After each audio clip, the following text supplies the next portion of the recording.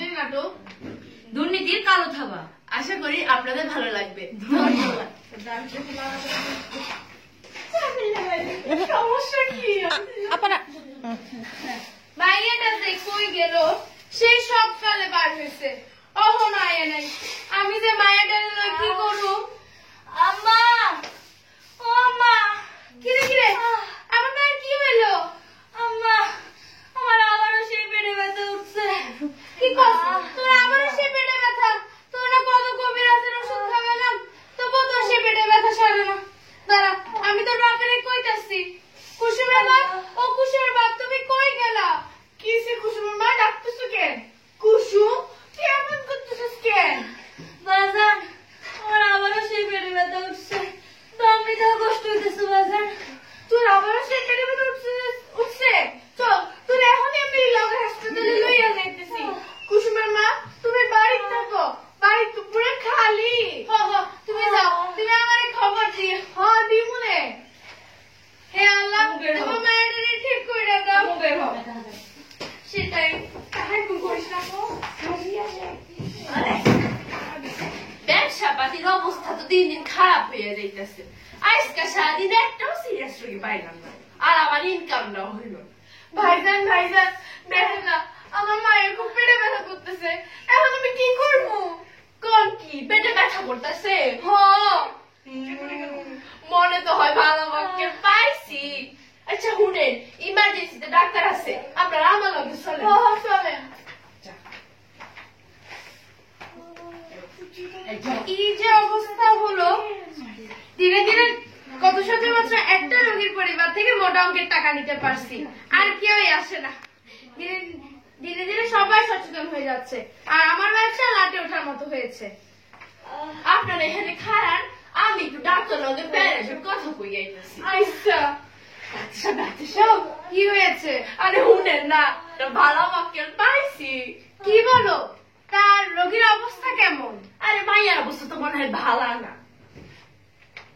তা আবার মরে টরে যাবে নাকি? আরে হেটা নিয়ে আপনার মাথা ঘামানোর কোনো দরকার আছে?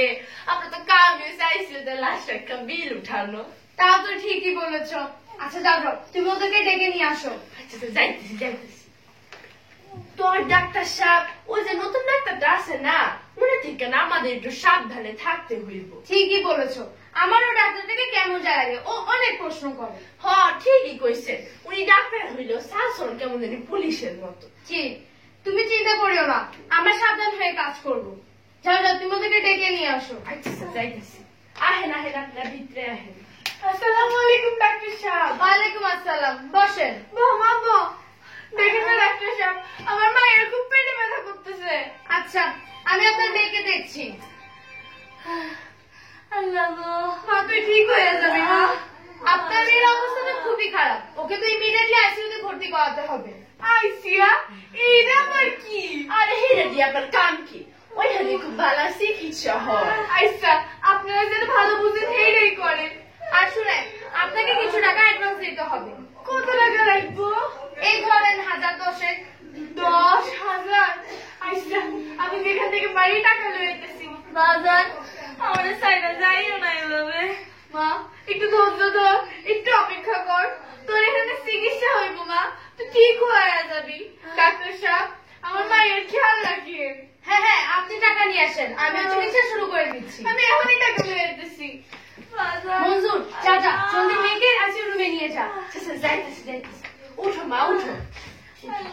যা, এবার একটা রোগী পেলাম, এই মাসের খরচপাতি হয়ে যাবে। আমার রিক্সা বেচা, কুসুমের মার নাকফুল বেচা, আর হাঁস মুরগিগুলো বেচে এই টাকা পাইছি, তাও 2000 টাকা কম। দেখি কোন ব্যাপারীর থেকে ধার কইরা পাই নাকি।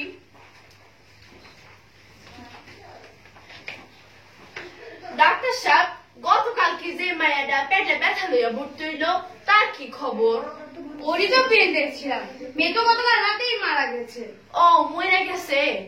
তো ডাক্তার সাহেব, আপনি ভালোই ভালোই সাইড পাজান, এরাই সুযোগ। ঠিকই বলেছো ডাক্তার সাহেব, এই যে আমি টাকা লইয়া চলে আইছি। কই টাকা নিচ্ছে? আরে আমার দেন, আমি গমতাছি, আপনার কষ্ট করার লাগবো না।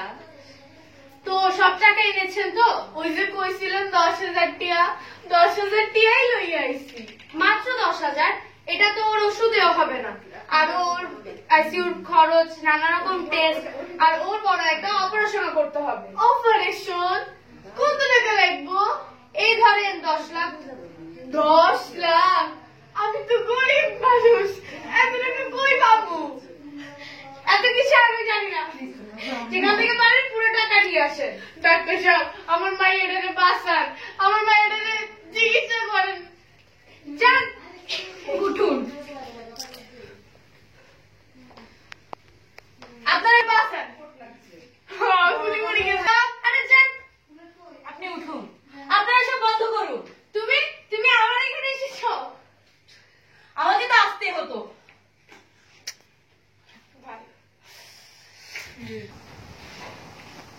আপনার